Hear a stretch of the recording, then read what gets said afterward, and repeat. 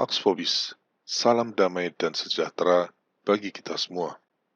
Selamat datang saudara-saudari terkasih dalam kegiatan retreat online yang untuk pertama kalinya diadakan di channel ini. Melalui retreat ini, dalam beberapa hari ke depan kita akan bertemu untuk bersama-sama berdoa dan mendengarkan sabda Tuhan. Mari kita awali retreat hari pertama kita malam ini dengan berdoa bersama-sama. Dalam nama Bapa dan Putra dan Roh Kudus. Amin. Ya Bapa, malam ini kami berkumpul secara online untuk berdoa bersama bagi pemulihan gereja, persatuan semua pengikut Kristus, dan pertobatan semua orang yang belum mengenal iman yang benar. Kiranya melalui kegiatan retreat ini, Engkau berkenan menganugerahkan kami segala karunia dan berkat yang kami butuhkan untuk menjalani hidup sebagai kawanan domba-Mu yang setia hingga kedatangan-Mu kelak. Kiranya dengan segala karunia dan berkat yang Engkau berikan, kami pun mampu menjadi alat-Mu untuk ikut serta memulihkan gereja-Mu dari berbagai kerusakan, ikut membangun persatuan semua Kristen sesuai dengan kehendak-Mu, dan punya keberanian untuk mewartakan Injil kepada orang-orang yang belum mengenal-Mu demi keselamatan jiwa-jiwa mereka. Kami juga berdoa bagi gembala-gembala gereja-Mu agar mereka senantiasa memimpin kawanan domba-Mu menurut kehendak-Mu dan bukan menurut kehendak dunia. Persatukanlah permohonan-permohonan kami ini dengan persembahan doa Mazmur Yesus yang kami ucapkan. Kiranya Engkau berkenan menerima dan mengabulkan permohonan-permohonan kami menurut belas kasih-Mu serta demi Yesus Kristus, Tuhan dan Penyelamat kami. Amin. Dalam nama Bapa dan Putra dan Roh Kudus. Amin. Mari kita persiapkan hati kita masing-masing untuk mengikuti doa Mazmur Yesus.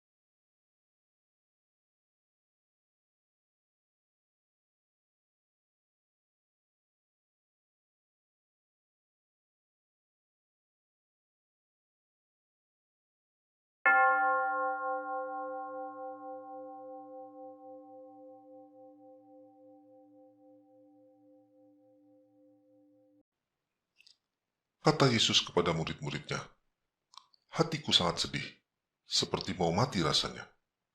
Tinggallah di sini dan berjaga-jagalah."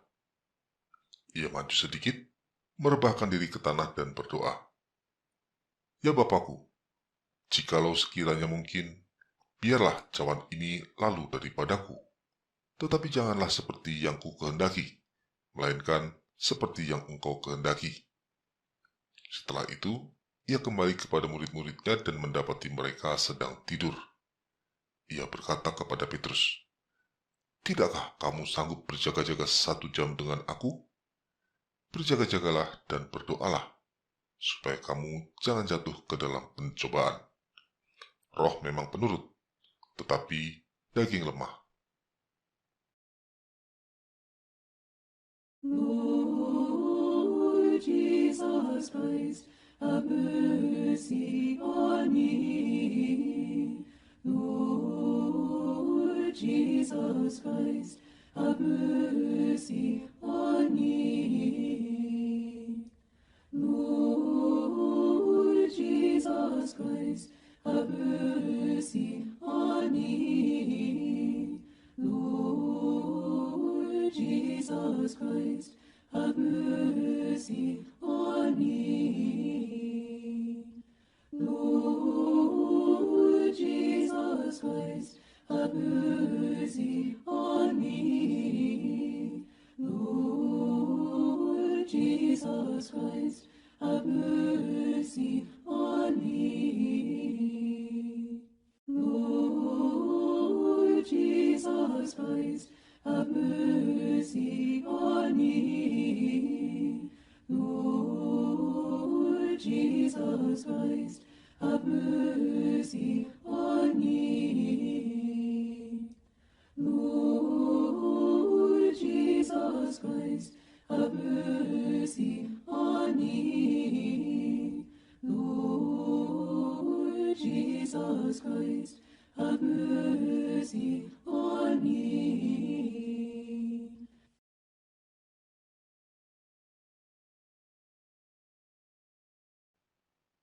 Sewaktu Yesus masih berbicara, datanglah serombongan orang. Muridnya yang bernama Yudas berjalan di depan mereka. Yudas lalu mendekati Yesus untuk menciumnya. "Salam ya Rabi," demikian kata Yudas. Kata Yesus kepadanya, "Hai Yudas, engkau menyerahkan anak manusia dengan ciuman." Lalu Yesus ditangkap dan dengan kasar dibawa dari tempat itu. Ia digiring menuju ke rumah imam besar. Lord Jesus Christ, have mercy on me. Lord Jesus Christ, have mercy on me. Lord Jesus Christ, have mercy on me. Lord Jesus Christ, have mercy on me. Lord Jesus Christ, have mercy on me. Lord Jesus Christ, have mercy on me. Lord Jesus Christ, have mercy on me. Lord Jesus Christ, have mercy on me. Lord Jesus Christ, have mercy on me. Lord Jesus Christ, have mercy on me.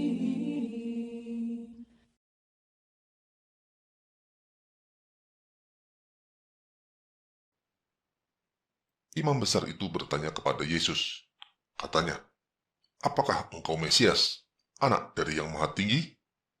Jawab Yesus, "Akulah dia, dan kamu akan melihat anak manusia duduk di sebelah kanan yang maha kuasa dan datang di tengah-tengah awan-awan di langit.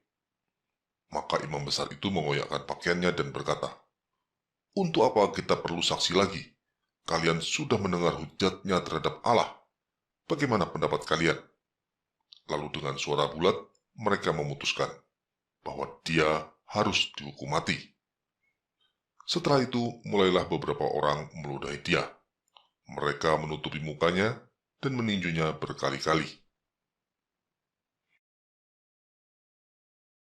Lord Jesus Christ, have mercy on me. Lord Jesus Christ, have mercy on me. Lord Jesus Christ, have mercy on me. Lord Jesus Christ, have mercy on me. Lord Jesus Christ, have mercy on me. Lord Jesus Christ, have mercy on me. Lord Jesus Christ, have mercy on me. Lord Jesus Christ, have mercy on me. Lord Jesus Christ, have mercy on me.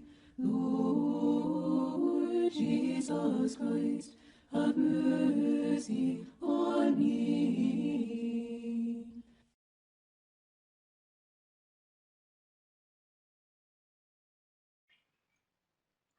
Seseorang yang berada di halaman rumah imam besar menunjuk kepada Petrus dan berkata dengan keras, "Sungguh, orang ini juga bersama-sama dengan dia, sebab ia juga orang Galilea." Untuk ketiga kalinya, Petrus kembali menyangkal Yesus. Ia berkata, "Bukan, aku tidak tahu apa yang engkau katakan." Seketika itu juga berkokoklah ayam.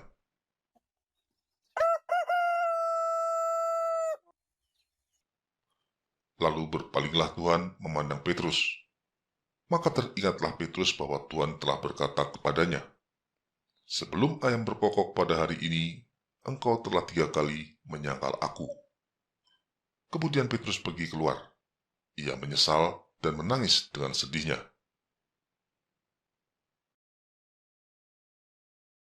Lord Jesus Christ, have mercy on me. Lord Jesus Christ, have mercy on me. Lord Jesus Christ, have mercy on me. Lord Jesus Christ, have mercy on me. Lord Jesus Christ, have mercy on me. Lord Jesus Christ, have mercy on me. Lord Jesus Christ, have mercy on me. Lord Jesus Christ, have mercy on me. Lord Jesus Christ, have mercy on me. Lord Jesus Christ, have mercy on me.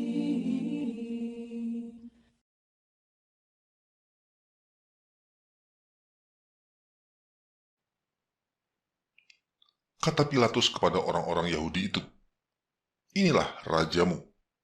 Maka berteriaklah mereka, "Salibkan dia." Kata Pilatus kepada mereka, "Haruskah aku menyalibkan rajamu?" Jawab imam-imam kepala, "Kami tidak mempunyai raja selain daripada Kaisar." Pilatus berkata kepada mereka, "Aku tidak mendapati kesalahan apapun padanya. Tetapi pada kamu ada kebiasaan bahwa pada Paskah aku membebaskan seorang bagimu. Maukah kamu supaya aku membebaskan raja orang Yahudi bagimu?" Mereka berteriak, "Jangan dia, melainkan Barabas."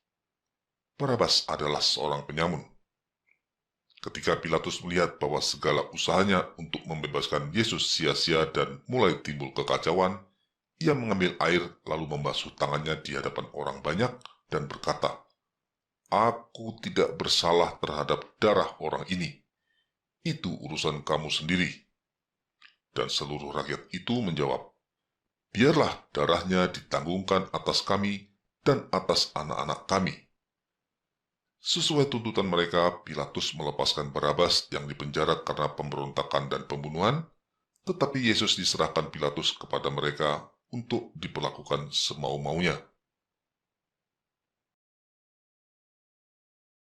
Lord Jesus Christ, have mercy on me.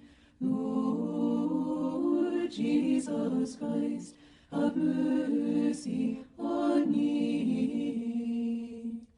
Lord Jesus Christ, have mercy on me. Lord Jesus Christ, have mercy on me. Lord Jesus Christ, have mercy on me. Lord Jesus Christ, have mercy on me. Lord Jesus Christ, have mercy on me. Lord Jesus Christ, have mercy on me. Lord Jesus Christ, have mercy on me. Lord Jesus Christ, have mercy on me.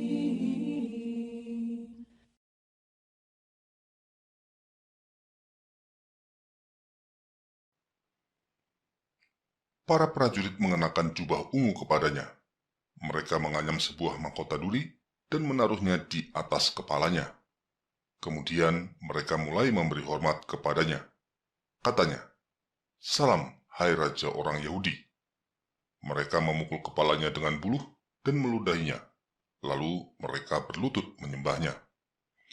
Sesudah puas mengolok-olok Yesus, mereka menanggalkan jubah ungu itu daripadanya dan mengenakan pakaiannya kembali. Kemudian Yesus dibawa keluar untuk disalibkan. Lord Jesus Christ, have mercy on me. Lord Jesus Christ, have mercy on me. Lord Jesus Christ, have mercy on me. Lord Jesus Christ, have mercy on me. Lord Jesus Christ, have mercy on me. Lord Jesus Christ, have mercy on me. Lord Jesus Christ, have mercy on me. Lord Jesus Christ, have mercy on me. Lord Jesus Christ, have mercy on me. Lord Jesus Christ, have mercy on me.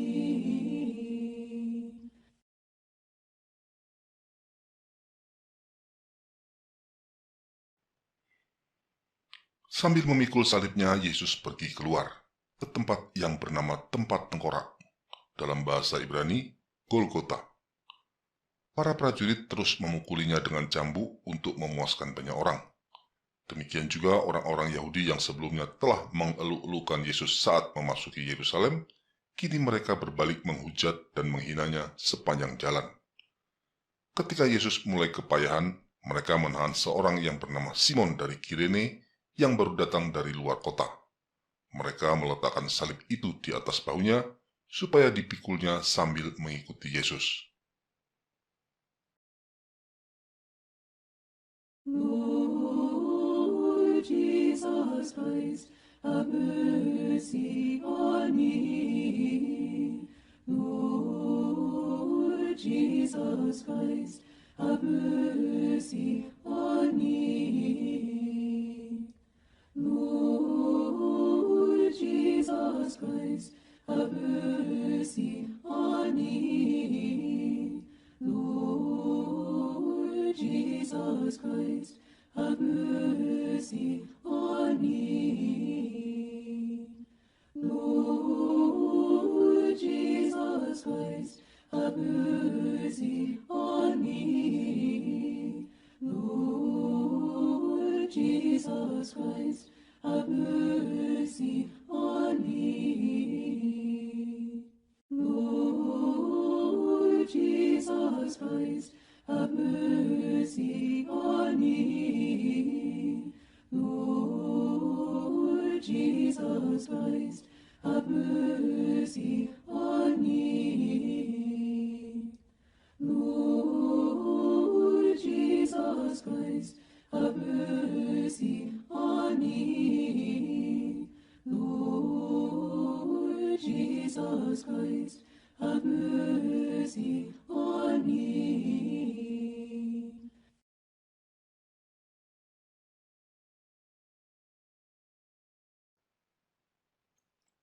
Ketika mereka sampai di tempat yang bernama tempat tengkorak, mereka menyalibkan Yesus di situ bersama-sama dengan dua orang penjahat, yang seorang di sebelah kanannya dan yang lain di sebelah kirinya. Kemudian Yesus berdoa bagi orang-orang yang telah menganiaya dan menyalibkan dia. Ya Bapa, ampunilah mereka, sebab mereka tidak tahu apa yang mereka perbuat.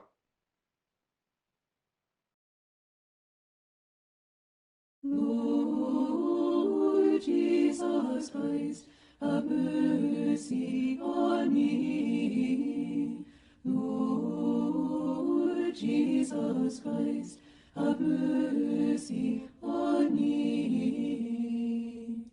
Lord Jesus Christ, have mercy on me. Lord Jesus Christ, have mercy on me. Lord Jesus Christ, have mercy on me. Lord Jesus Christ, have mercy on me. Lord Jesus Christ, have mercy on me. Lord Jesus Christ, have mercy on me. Lord Jesus Christ, have mercy on me. Lord Jesus Christ, have mercy on me.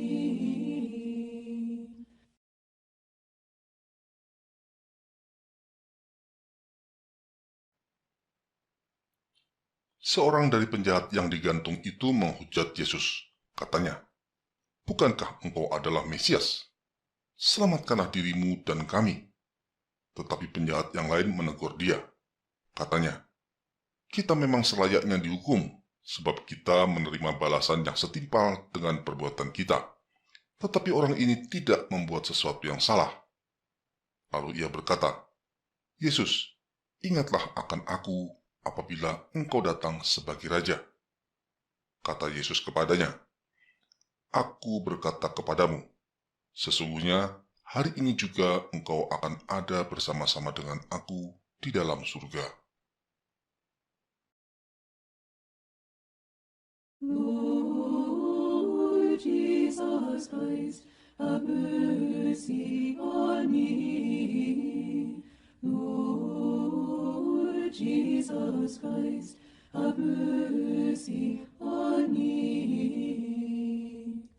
Lord Jesus Christ, have mercy on me. Lord Jesus Christ, have mercy on me. Lord Jesus Christ, have mercy on me. Lord Jesus Christ, have mercy on me. Lord Jesus Christ, have mercy on me. Lord Jesus Christ, have mercy on me. Lord Jesus Christ, have mercy on me. Lord Jesus Christ, have mercy on me.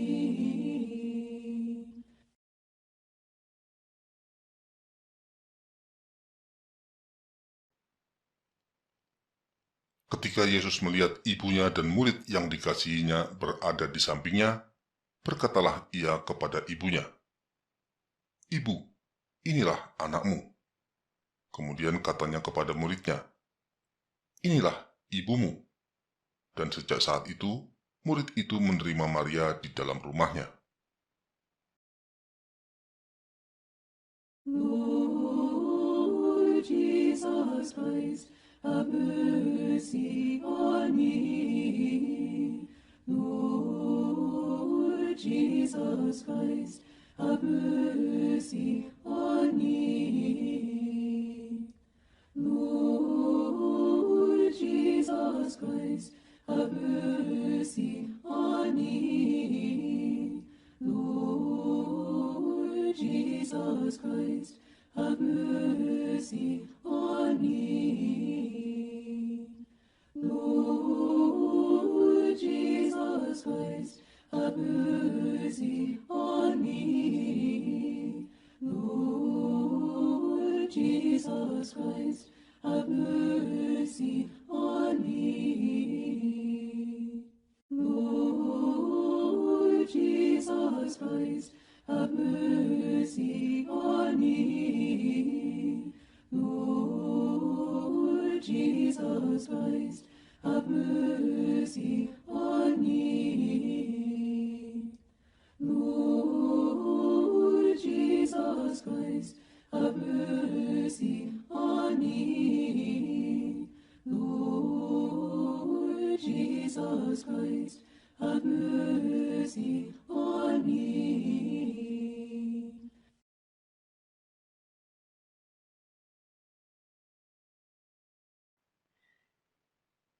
Kira-kira jam 3 berserulah Yesus dengan suara nyaring, "Eli, Eli, lama sabatani?"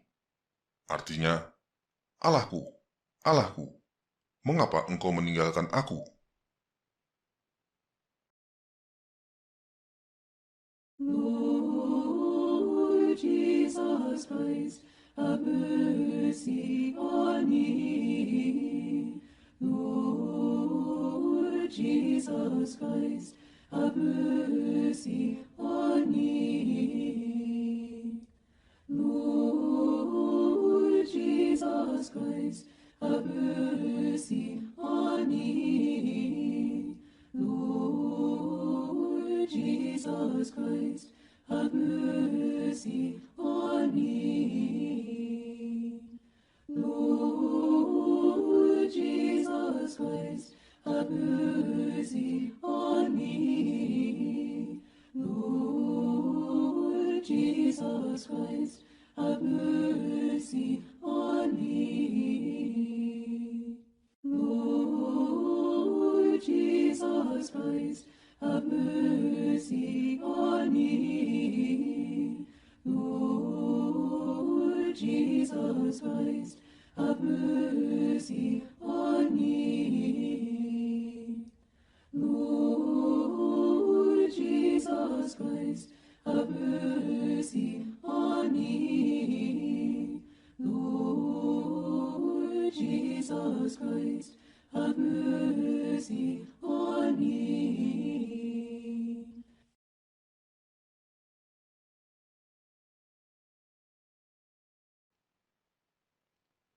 Sesudah itu, karena Yesus tahu bahwa segala sesuatu telah selesai, berkatalah ia supaya genaplah yang ada tertulis dalam kitab suci. Aku haus. Lord Jesus Christ, have mercy on me. Lord Jesus Christ, have mercy on me. Lord Jesus Christ, have mercy on me. Lord Jesus Christ, have mercy on me. Lord Jesus Christ, have mercy on me. Lord Jesus Christ, have mercy on me. Lord Jesus Christ, have mercy on me. Lord Jesus Christ, have mercy on me. Lord Jesus Christ, have mercy on me. Lord Jesus Christ, have mercy on me.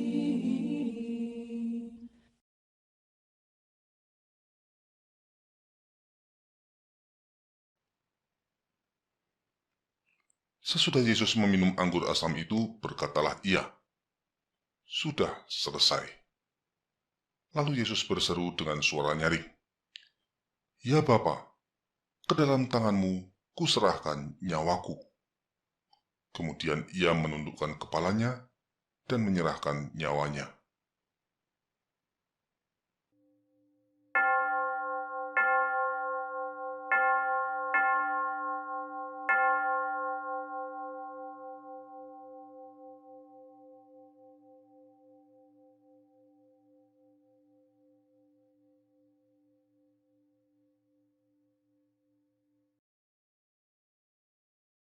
Lord Jesus Christ, have mercy on me. Lord Jesus Christ, have mercy on me. Lord Jesus Christ, have mercy on me. Lord Jesus Christ, have mercy on me.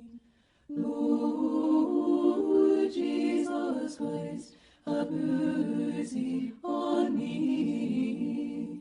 Lord Jesus Christ, have mercy on me.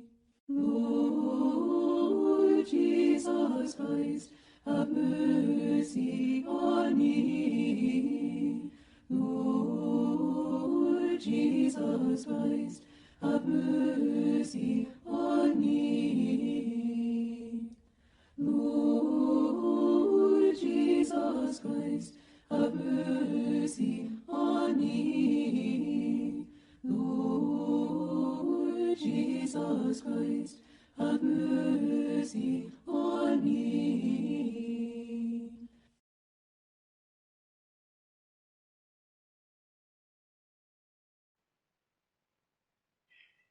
Setelah Yesus menyerahkan nyawanya, tabir bait suci terbelah dua dari atas sampai ke bawah.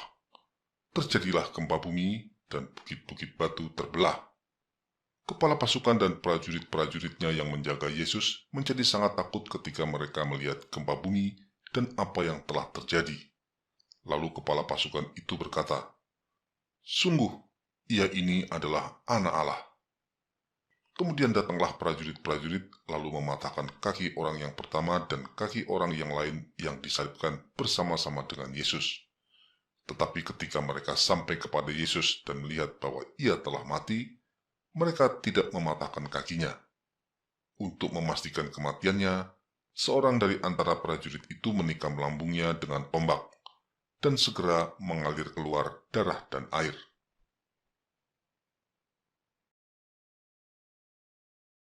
Lord Jesus Christ, have mercy on me. Lord Jesus Christ, have mercy on me. Lord Jesus Christ, have mercy on me. Lord Jesus Christ, have mercy on me. Lord Jesus Christ, have mercy on me. Lord Jesus Christ, have mercy on me.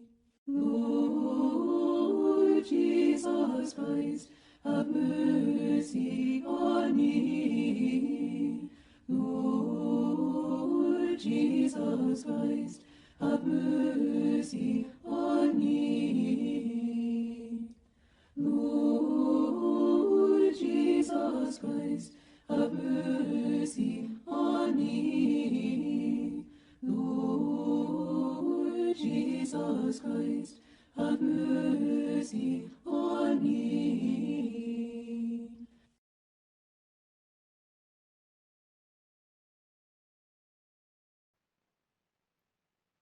Atas izin Pilatus, Yusuf dari Arimatea dan beberapa orang lainnya mengambil tubuh Yesus. Mereka mengafaninya dengan kain lenan yang putih bersih, lalu membaringkannya di dalam kuburnya yang baru. Dan setelah menggulingkan batu penutup, mereka pun pergi.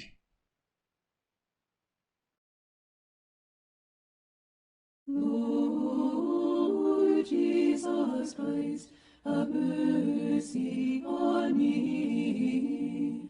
Lord Jesus Christ, have mercy on me. Lord Jesus Christ, have mercy on me. Lord Jesus Christ, have mercy on me. Lord Jesus Christ, have mercy on me. Lord Jesus Christ, have mercy on me. Lord Jesus Christ, have mercy on me. Lord Jesus Christ, have mercy on me. Lord Jesus Christ, have mercy on me. Lord Jesus Christ, have mercy on me.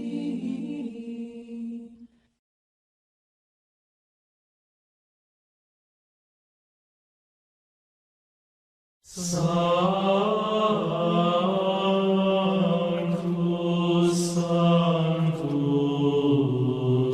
Sanctus,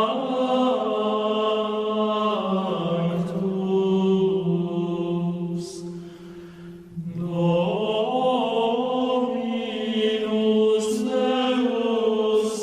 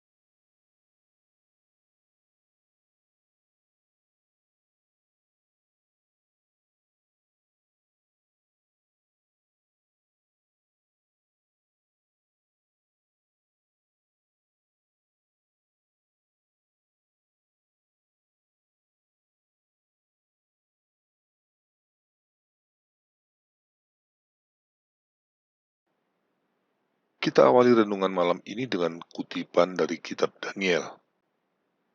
Pada tahun yang ketiga pemerintahan Yoyakim Raja Yehuda, datanglah Nebukadnezar, Raja Babel ke Yerusalem, lalu mengepung kota itu. Tuhan menyerahkan Yoyakim Raja Yehuda dan sebagian dari perkakas-perkakas di rumah Allah ke dalam tangannya. Semuanya itu dibawanya ke tanah Sinear, ke dalam rumah dewanya. Perkakas-perkakas itu dibawanya ke dalam perbendaharaan dewanya. Lalu Raja bertitah kepada Aspenas, kepala istananya, untuk membawa beberapa orang Israel yang berasal dari keturunan raja dan dari kaum bangsawan, yakni orang-orang muda yang tidak ada sesuatu cela, yang berperawakan baik, yang memahami berbagai-bagai hikmat, berpengetahuan banyak, dan yang mempunyai pengertian tentang ilmu, yakni orang-orang yang cakap untuk bekerja dalam istana raja, supaya mereka diajarkan tulisan dan bahasa orang Kasdim. Dan raja menetapkan bagi mereka pelabur setiap hari dari santapan raja dan dari anggur yang biasa diminumnya. Mereka harus dididik selama 3 tahun, dan sesudah itu mereka harus bekerja pada raja. Di antara mereka itu, ada juga beberapa orang Yehuda, yakni Daniel, Hananya, Misael, dan Azaria. Pemimpin pegawai istana itu memberi nama lain kepada mereka. Daniel dinamainya Belsasar, Hananya dinamainya Sadrah, Misael dinamainya Mesah, dan Azaria dinamainya Abednego. Daniel berketetapan untuk tidak menajiskan dirinya dengan santapan raja dan dengan anggur yang biasa diminum raja. Dimintanyalah kepada pemimpin pegawai istana itu supaya ia tidak usah menajiskan dirinya. Maka Allah menganugerahkan kepada Daniel kasih dan sayang dari pemimpin pegawai istana itu. Tetapi berkatalah pemimpin pegawai istana itu kepada Daniel, "Aku takut, kalau tuanku raja yang telah menetapkan makanan dan minumanmu, berpendapat bahwa kamu kelihatan kurang sehat daripada orang-orang muda lain yang sebaya dengan kamu. Sehingga karena kamu aku dianggap bersalah oleh raja." Kemudian berkatalah Daniel kepada penjenang yang telah diangkat oleh pemimpin pegawai istana untuk mengawasi Daniel, Hananya, Misael, dan Azaria, "Adakanlah percobaan dengan hamba-hambamu ini selama 10 hari, dan biarlah kami diberikan kacang-kacangan untuk dimakan dan air untuk diminum. Sesudah itu, bandingkanlah perawakan kami dengan perawakan orang-orang muda yang makan dari santapan raja. Kemudian perlakukanlah hamba-hambamu ini sesuai dengan pendapatmu."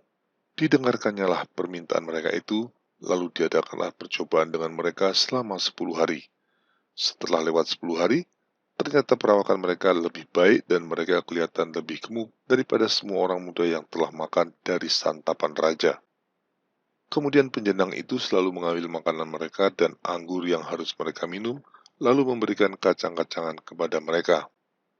Kepada keempat orang muda itu, Allah memberikan pengetahuan dan kepandaian tentang berbagai-bagai tulisan dan hikmat. Sedang Daniel juga mempunyai pengertian tentang berbagai-bagai penglihatan dan mimpi. Setelah lewat waktu yang ditetapkan raja, mereka sekalian harus dibawa menghadap. Maka dibawalah mereka oleh pemimpin pegawai istana itu ke hadapan Nebukadnezar. Raja bercakap-cakap dengan mereka, dan di antara mereka sekalian itu tidak didapati yang setara dengan Daniel, Hananya, Misael, dan Azaria. Maka bekerjalah mereka itu pada raja. Dalam tiap-tiap hal yang memerlukan kebijaksanaan dan pengertian yang ditanyakan raja kepada mereka, didapatinya bahwa mereka 10 kali lebih cerdas daripada semua orang berilmu dan semua ahli jampi di seluruh kerajaannya. Daniel ada di sana sampai tahun pertama pemerintahan Kores. Kitab Daniel bab 1 ayat 1-21.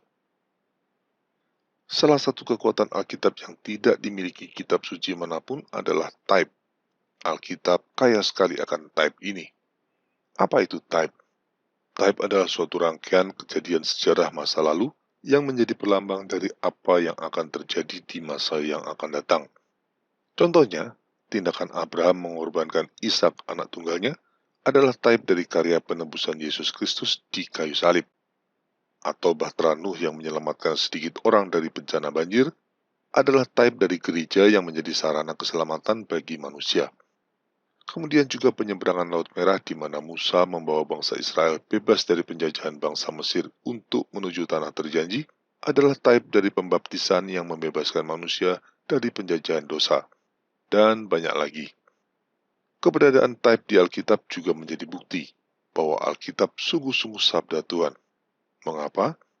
Karena hanya Tuhan saja yang mampu merancang jalannya sejarah sedemikian rupa sehingga membentuk type yang melambangkan kejadian atau situasi di masa yang akan datang. Maka tidak ada kitab suci lain yang memiliki type seperti yang begitu banyak bertabur di Alkitab. Pada hari pertama retreat malam ini, kita membaca kutipan dari kitab Daniel. Kutipan tersebut sengaja diambil karena kisah Daniel dapat menjadi type dari sisa umat Tuhan yang harus bertahan dengan tetap setia pada iman di tengah-tengah orang yang semakin tidak mengenal Tuhan. Seperti Daniel yang menjaga kesetiaan iman hingga Raja Kores membebaskan bangsa Israel dari Babel, sisa umat Tuhan juga harus menjaga kesetiaan imannya hingga kedatangan kembali Tuhan kita kelak. Ingatlah bahwa Tuhan kita berkata, "Jika anak manusia itu datang, adakah ia mendapati iman di bumi?" Dengan demikian, jika kita memilih menjadi sisa umat Tuhan, maka kita harus siap untuk terus menjadi minoritas di tengah orang-orang yang tidak lagi beriman. Dalam situasi ini, keteladanan Daniel menjadi begitu penting bagi kita agar kita dapat menjalani kehidupan sebagai sisa umat dalam terang sabda Tuhan. Daniel dan teman-temannya adalah pemuda Yehuda yang dibawa ke kerajaan Babel setelah Nebukadnezar menaklukkan kerajaan Yehuda. Penaklukan itu sendiri mengawali masa pembuangan Babel bagi bangsa Israel. Di masa pembuangan itu, Daniel dan kawan-kawannya harus hidup di tengah-tengah bangsa yang tidak mengenal Tuhan. Dalam keadaan demikian, banyak orang-orang Yahudi yang demi kenyamanan hidup ataupun alasan-alasan lain mulai terpengaruh dengan budaya bangsa Babel dan mengikuti cara hidup mereka. Ini sesuatu yang wajar dan umum terjadi pada suatu bangsa yang harus hidup di tengah-tengah bangsa lain. Tapi Daniel menolak mengikuti apa yang dilakukan kebanyakan orang-orang Israel di tanah Babel. Dia dan teman-temannya bertekad untuk tetap setia pada iman nenek moyang mereka dan menolak berkompromi dengan tradisi atau budaya bangsa Babel yang dapat menajiskan mereka. Kesetiaan Daniel pada ajaran iman Yahudi dan sikapnya yang menolak segala bentuk kompromi inilah yang digambarkan dalam ayat yang tadi kita dengarkan bersama-sama. Kita mengambil kisah Daniel sebagai type karena situasi yang dialami Daniel kurang lebih sama dengan apa yang dialami sisa umat Tuhan. Saat ini, kita hidup tidak hanya di tengah-tengah orang-orang yang tidak mengenal Kristus, tetapi juga di tengah-tengah saudara-saudara kita umat Kristen yang telah banyak berkompromi dengan semangat dunia. Dengan alasan mengikuti perkembangan zaman, ada banyak orang-orang Kristen di sekitar kita, termasuk mungkin kita sendiri, yang mengkompromikan ajaran-ajaran Tuhan kita dengan nilai-nilai dunia dan menjadi suam-suam kuku. Tidak panas dan tidak dingin, tapi sudah bercampur.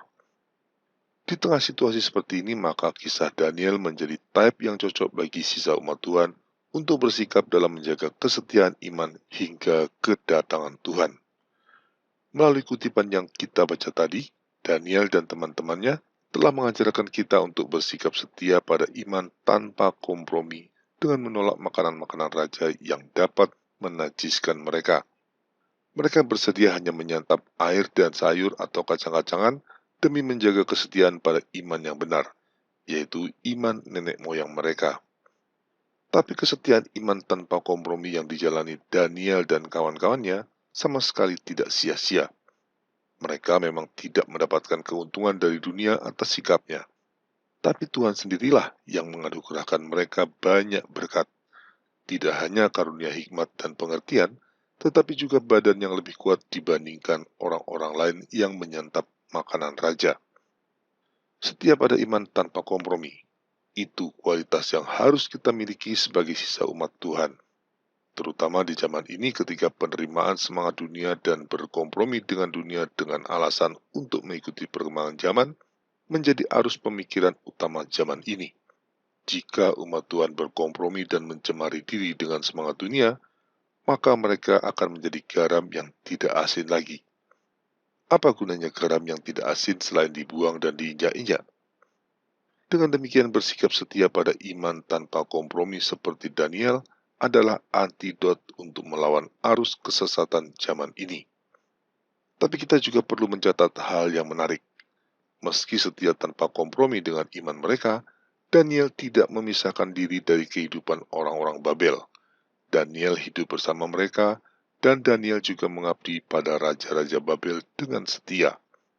Daniel dan teman-temannya bahkan tidak menolak nama mereka diganti dengan nama-nama orang Babel. Itu mengajarkan kita hal penting ini.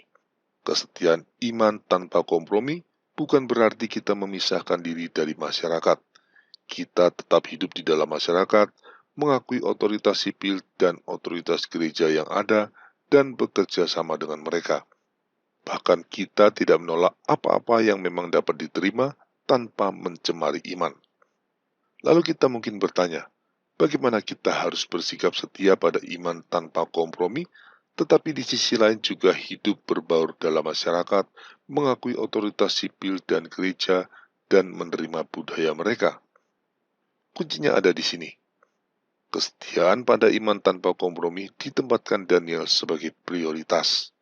Dengan sikap tersebut, Tuhan menganugerahkan kepadanya hikmat dan pengertian yang memampukan Daniel memilah-milah apa yang harus ditolak dan apa yang dapat diterima.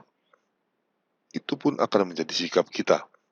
Dengan berkomitmen untuk setia pada iman tanpa kompromi, Roh Kudus akan menerangi kita dan memberikan karunia hikmat serta pengertian agar kita dapat menjadi sisa umat yang setia di tengah-tengah dunia sampai dengan kedatangan Tuhan kita. Amin. Mari kita akhiri kegiatan retret hari pertama ini dengan berdoa bersama-sama. Dalam nama Bapa dan Putra dan Roh Kudus. Amin. Ya Bapa, terima kasih Engkau telah membimbing kami dalam kegiatan retret malam ini. Kiranya semua berkat dan sabdamu menjadi sumber kekuatan kami untuk menjalani hidup sebagai kawanan domba-Mu yang setia dan menjadi garam di tengah-tengah dunia sesuai dengan kehendak dan rencana-Mu. Kami bersyukur kepadamu ya Bapa, di dalam Yesus Kristus Tuhan dan Penyelamat kami. Amin. Dalam nama Bapa dan Putra dan Roh Kudus. Amin. Terima kasih banyak atas kehadiran saudara-saudari sekalian. Kita akan kembali bertemu besok malam dalam kegiatan yang sama. Selamat malam dan selamat beristirahat. Dominus vobiscum. Kiranya berkat Tuhan menyertai kita semua. Christ.